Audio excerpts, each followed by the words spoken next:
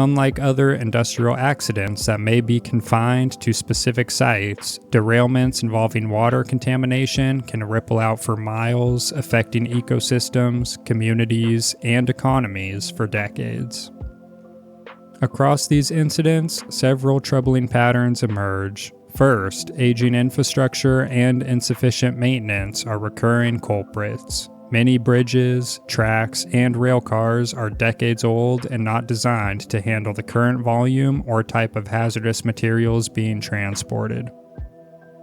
Second, regulatory oversight is often reactive rather than proactive. Agencies like the Federal Railroad Administration and the Pipeline and Hazardous Materials Safety Administration lack the staffing and authority to enforce comprehensive safety measures.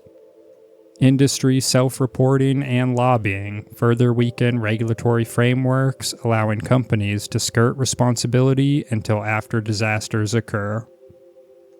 Third, emergency preparedness is frequently inadequate. Local fire departments and first responders are often ill-equipped to handle chemical spills, particularly in rural or underfunded regions. Evacuation plans, public communication strategies, and medical response capabilities lag behind the growing threat posed by these derailments. The fallout from toxic train derailments extends far beyond the immediate impact zone. Chemicals like vinyl chloride, sulfur dioxide, and metam sodium pose long-term risks to human health, including reproductive problems, respiratory issues, and various deadly cancers.